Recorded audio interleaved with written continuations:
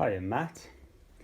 I thought I'd make a video for you instead of sending you a bunch of pictures and a lot of text. I thought I'd just make a quick video for you to give you an overview of where we're at on the project and how progress is going. So we're stood in the bottom floor of our house, which we're in the process of renovating. Just so that you get a sense of the size of the place. So this is the bottom floor, and right above us there's 2 bedrooms. So it's a 2 up, 2 down, and then over there we've got a little extension where we've got our kitchen and bathroom. So here she is. That staircase used to be over there where the heater currently is. And that's just a temporary staircase that we're using now. But basically the stairs are going to go up where you see this heater. So if you can see that timber angle there, that's the angle of the staircase. The stairs will start here, and you will climb up above the heater and into the top floor. So that's where the staircase is going to go.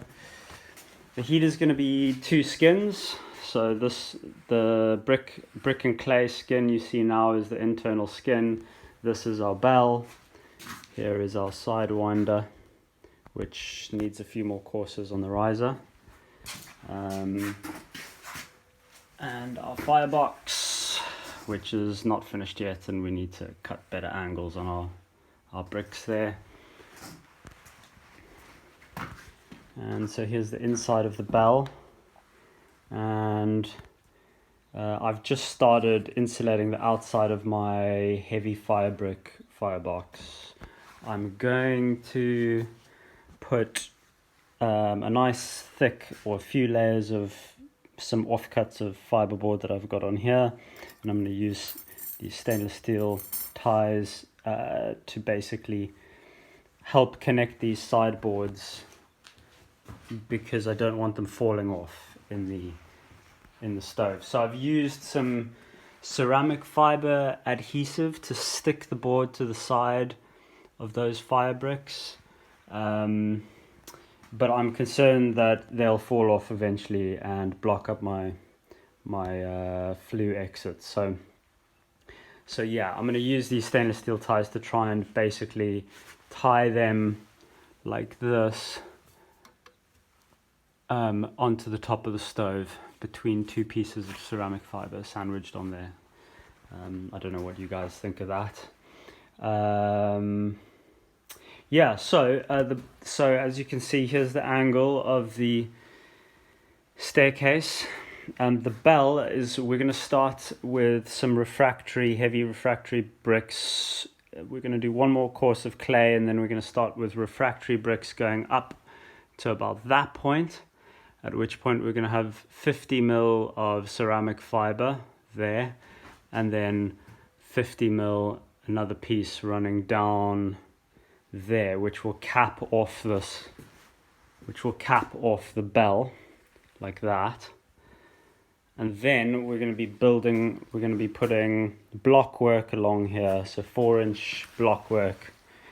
That will be the second skin, and will come up and provide the structural component of the staircase. So the staircase will be built on top of the staircase will span the bell and go over the ceramic fiber, and will be resting on this 4-inch block, which sits in front of the inner skin. So clean out ports and bypass, I want to show you that. So we're going to have 2 clean out ports, one on this side, which is a hole down there, and you can see right in to the stove, and you can also get down the corners that way. The stove is actually sat on a couple of some brick stilts, and it's bedded into the wall. So yeah, there'll be channels there that we'll want to be able to clean out, and that is our exit that you can see there. So there's the exit at the low point in the bell, and then just above it, that is where that T is. That's going to come in to the bell, and that's going to be our bypass. So the height of the riser is sitting at about it's hard to show you. The height of the riser is going to be about there, and so the bypass is just a bit lower than the riser height. There'll still be a little bit of a void above it, so the gases will be able to come out the riser a little bit and then swirl around a little bit and then go out that bypass there. So hopefully that bypass is high enough but not going to be completely fried. We're going to put a stainless steel disc in there on a little handle that we can flap open and closed for that. And I'm thinking maybe sticking some ceramic fiber onto that stainless steel disc to protect it, so that when we end, so that we can turn it around, open and close it. So here is where here's the back of the stove, which is actually in the other side of the house. So there'll be a door here. You'll come through here, you'll see the back of the stove, and this is going to be blocked up to this point. And basically here's another clean out port, this is the main clean out port, which is this cool old, I can't really show you in this dark, but it's an old, it's a Polish bread oven door. Now that goes all the way through, nice big hole for me to go in and clean out ash, where the flue exit is.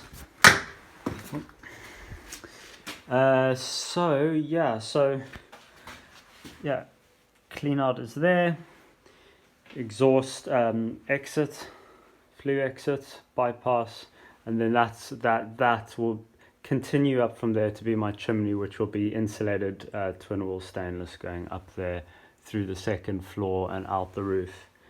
And we're going to have another one of these doors, these Polish bread oven doors over here for this clean out port. And I'll show you what door I've got, just because. So this is the same door that's on that on the flue exit. I've just got another one here which I can show you in the light.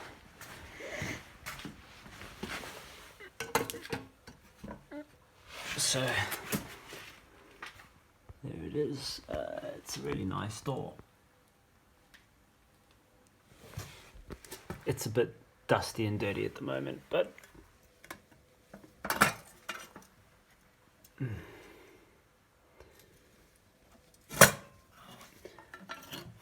so that's made of cast iron, and hopefully it won't get too hot down there at that low point. So we will have one clean out there. We've put a lintel in here, over here, so that we can take down more bricks and access the core if we need to. We'll also be able to get through because there's going to be a second skin of block on here.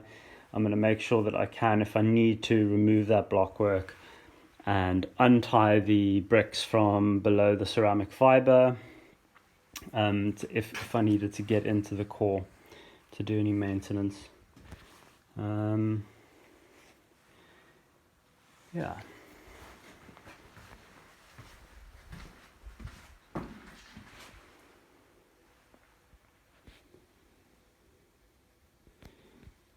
So I'm not sure if there's anything else that I need to cover, but just again showing you, there's the exit and my clean, that's also where my clean out port comes in.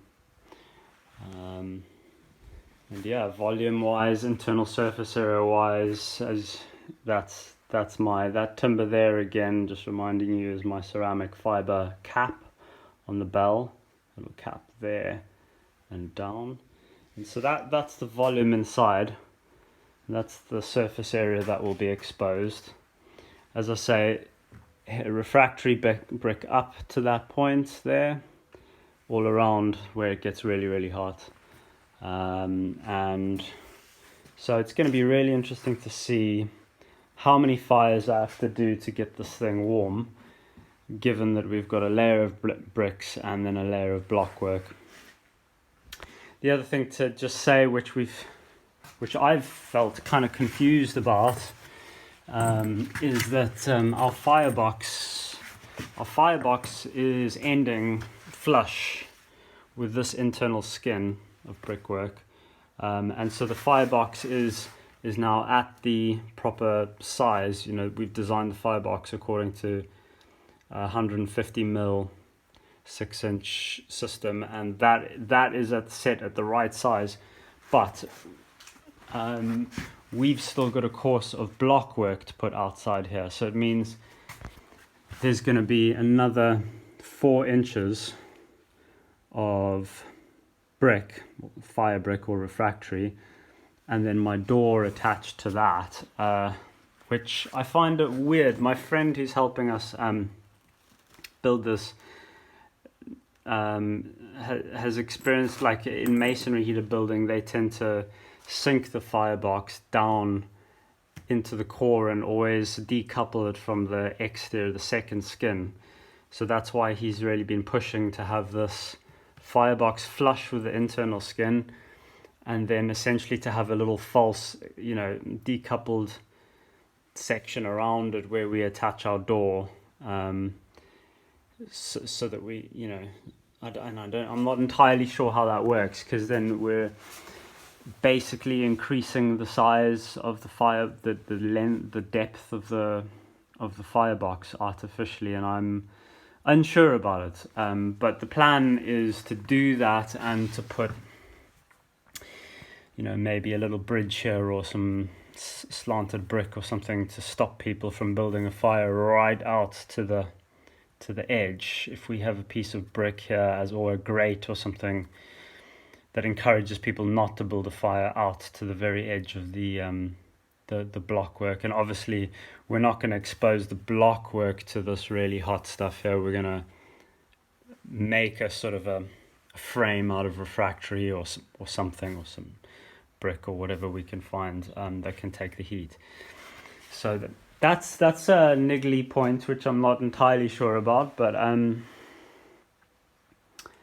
yeah, that's pretty much it. If you have any questions, let me know. Thanks.